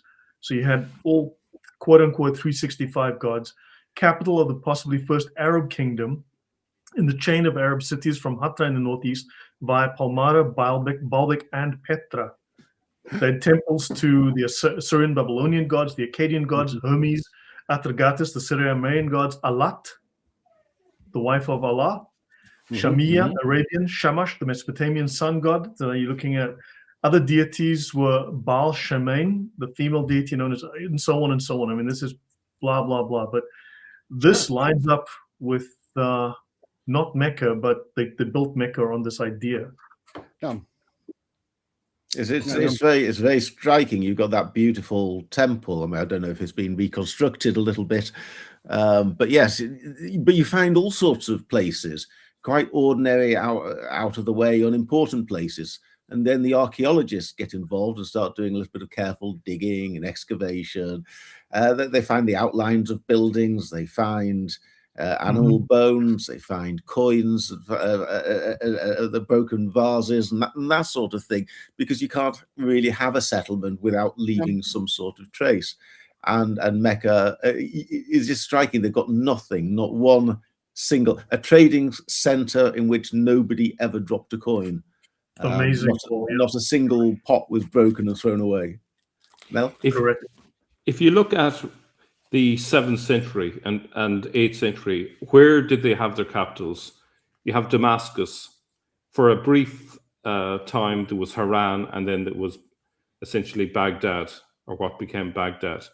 So you have Syria, you have southern Turkey, of what we would call southern Turkey in Haran, and you have Iraq. I think the fact that those were the places that they chose to have their capitals tells you everything you need to know about the origins of Islam. That's where you need to look. It's not in the outskirts.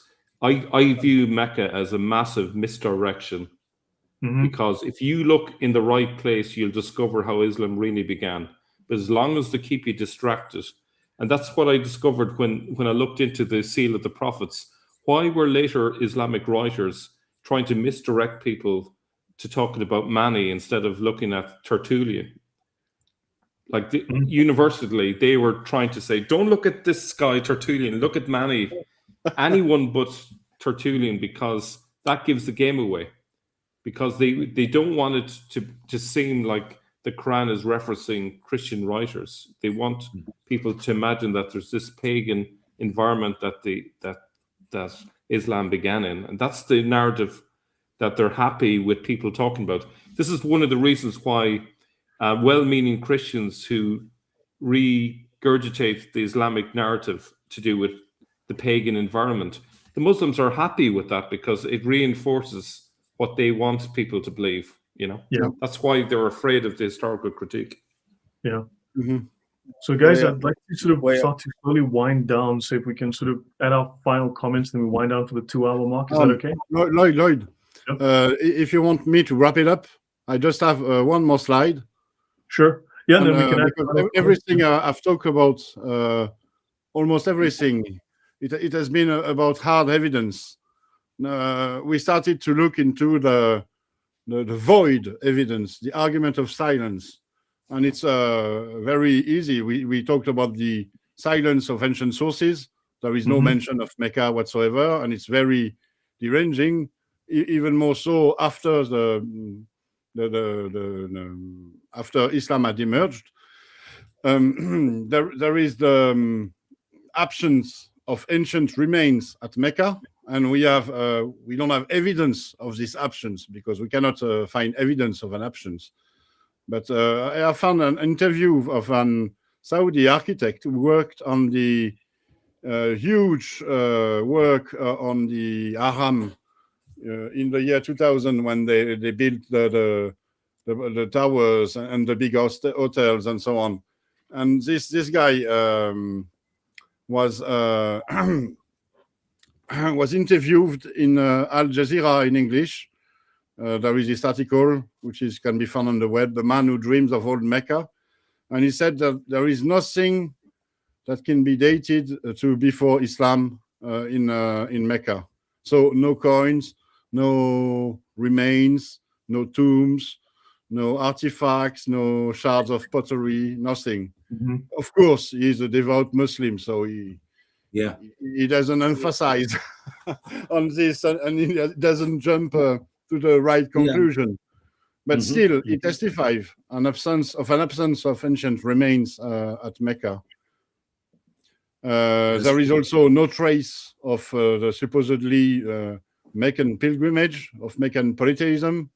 Absolutely no trace of Meccan polytheism in the 7th century.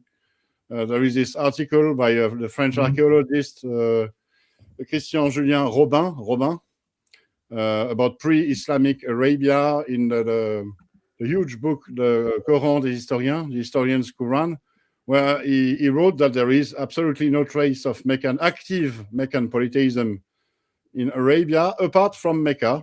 And the only evidence that we have in Mecca that there would have been such a religious activity in Mecca is the Islamic narrative, because there is no trace outside of it.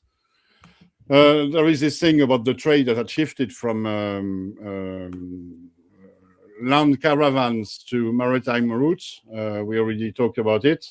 And there is also this other interesting thing, I think I already presented it on your channel, Lloyd, is that we have no evidence of Quraysh having settled in the Mecca region. Right. Whereas we have evidence of them having settled in Syria. So they simply took the name and said, yeah, we're those guys. Yeah, and it's much more than we have evidence for a Quraysh caravanserai near Latakia, Al-Ladikia in Syria. We have Ras Quraysh, which is Quraysh Cape, sort of, that can be found in Syria. Let me show you the map. It's in my book. It's here. Here, it's this is in the PDF version of my book. This is a map of ancient Syria that has been done by Edward Marie Gallez. And here there is the Khan el-Qurashiyeh, the remains, the archaeological remains of this Khan el-Qurashi were still there in the 1920s. Well, there's the Bani Israel as well, and the Yahudis. So you see lots of evidence that there was a sort of geographical transfer from Syria to Mecca. It doesn't mean that everything happened in Syria, but for example, look at this. You know Abu Qubays? Abu Qubays, it's a small town near Homs, and nowadays it's also a district in Mecca. Yeah, and there's even Wadi Nasara. Yeah, because it has to do with the Nazarenes. Yep. Here we have the Nar Quraysh, the river of the Quraysh that was there. Yeah. And you know, names of places. Beit Makkah below Homs. Yeah, Abil Beit Makkah. We also have an Abu Kaaba. Where is it exactly? Let me find it. Abu Kaaba here. Right. And Abu Qubays and Abil Beit Makkah. Abil Beit Makkah, it means the river of the house of Makkah, the water course. So we have evidence that some of the Quraysh were settled there. And if you look at it from an eagle eye, like we are doing now, you see Al-Ladikia, Beirut, and here it's modern-day Turkey. It's an ideal place for trade. Let me go back to my map here. Sorry, this is Kalam screen. We just kick that. Yeah.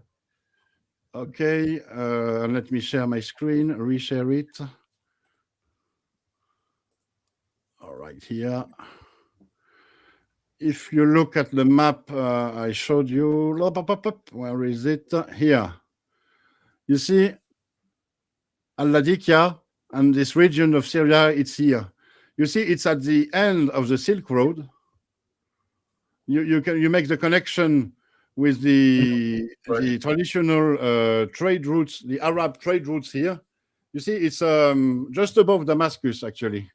So it's an ideal location for trade. And it ran through the Sasanian Empire, which makes sense if you're talking about the Qurayshis or the Qurashis. Yeah, and it makes sense. It would make sense with the descriptions that we found in the Islamic narrative, telling us, like Paul told us, that the Quraysh were trading leather, perfume, raisins. I haven't heard about raisins, but I read about dairies. Incense, myrrh was a major export from Yemen region. This trade could have very well. It would have been possible here in this region. It's also. So, Brother Odi, in your personal opinion, Islam started up north and went down, not the opposite, not from where we know. In my opinion, Islam starts in Damascus or in Jerusalem.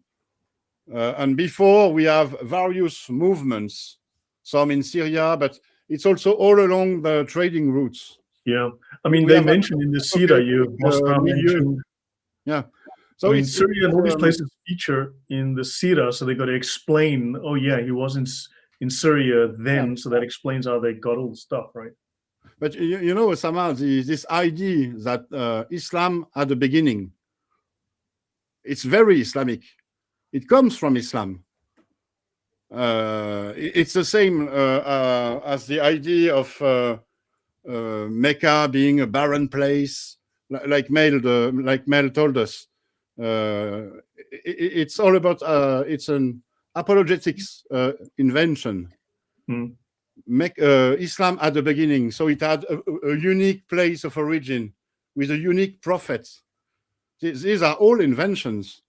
Actually, Islam emerged from a cauldron with many different movements, messianic, apocalyptic, Christian, Jewish, and it was all mixed together in the Middle Eastern cauldron.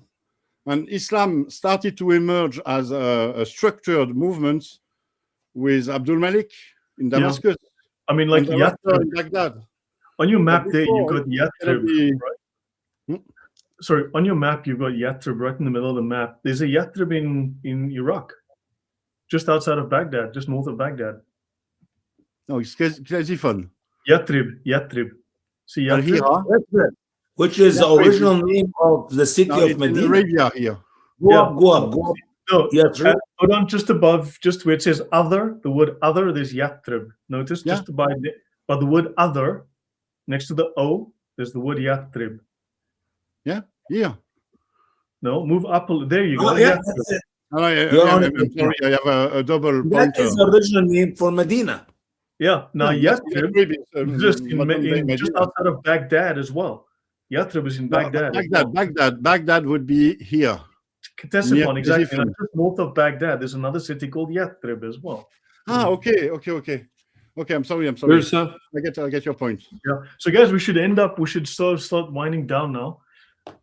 We just passed the 2-hour mark. But It's Okay. live, brother. It is Actually, live. pick it up again next week.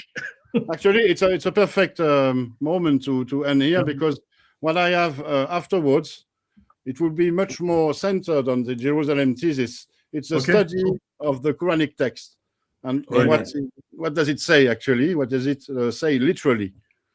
And we will see all of this: the farmers, the fishermen, the Dead Sea, God's temple, the standing place of Abraham, the prayer direction, the Hajj Umrah, and so on.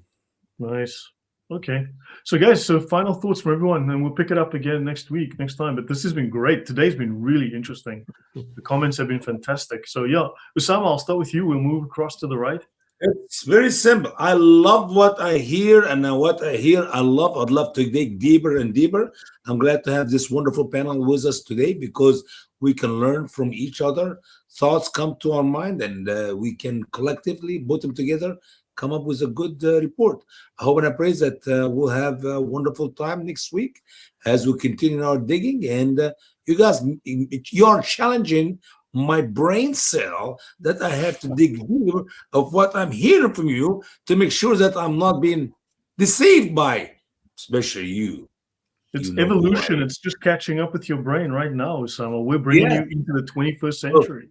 Odie, thanks a lot, brother. Appreciate it, man. You did a good job. Kalam. Yeah, you're welcome. Kalam, from you?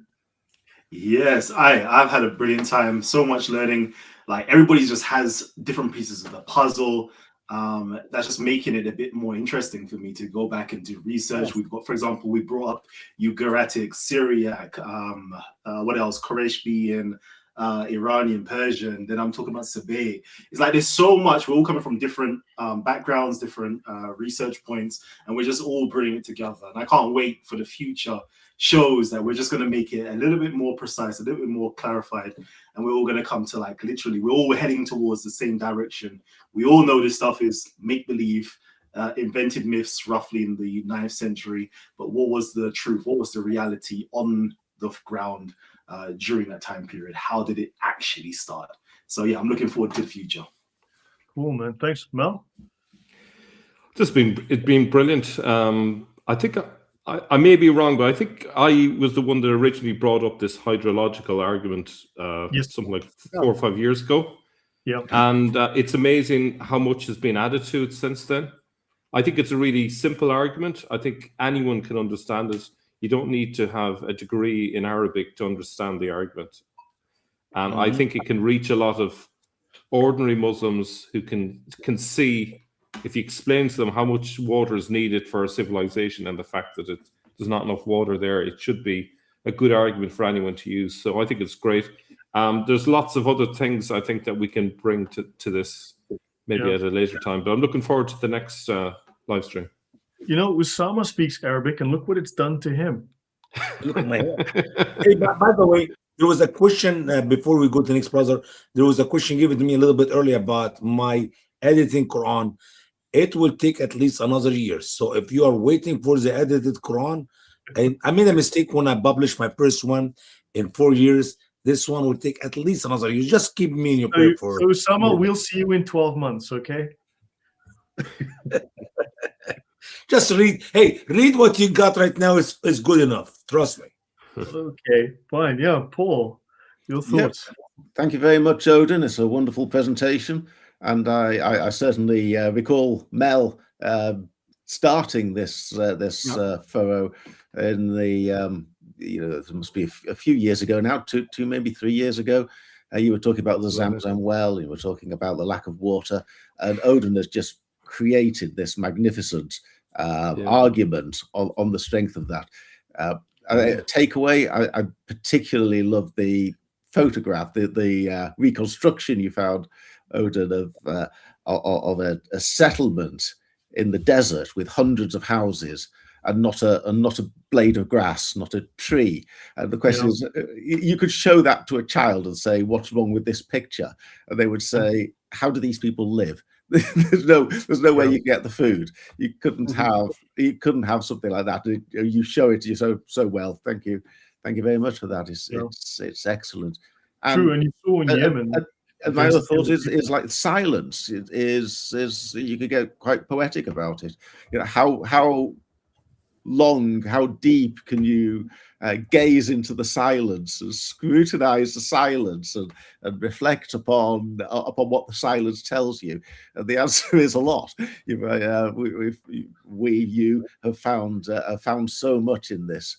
Just the absence of evidence is becoming so telling. So thank you very much for that. Yeah, that's great. Thank you. Yeah, no, Paul, some really great contributions. Everyone, I think, what Kalam said, we are converging. The evidence is we're converging and we're adding pieces. I mean, we saw in Yemen the density of the population compared to the map from Odon, and then how green it was. And so we see there are gaps everywhere. So yeah, there's so much more we can do. I mean, the stuff I showed in the beginning, the statistics, I mean, all of that, everything added together, nothing makes sense. So yeah, so this has been fantastic, Odon. So guys, yeah, next week we'll be back again. I think this is great, and appreciate all the feedback and the input. I mean, this is really a meeting of minds, really, really helpful. Odon, final word to you. It would be a follow-up on Paul's comment about this argument of silence. There is no silence anymore. We have hard facts. The thing with the water supply, for example, it's hard evidence. We have evidence. So this so-called absence of evidence that can mean anything, it doesn't stand anymore. That's true. That's true. Yeah, so guys, thank you. Then we'll pick this up again next week. It's been a real pleasure. And so really looking forward to it. And I mean, from this, I think there's many presentations we can do. Yes? I'll see you tomorrow, brother. We have our headache, your headache. I'm sorry for it. Yeah, I'm going to start taking pills tonight already, pain pills, and You'll be okay. You'll be okay. Good night, everybody. God bless you all. Take care, everyone. Bye-bye. Good night. God bless. Bye. Thank you.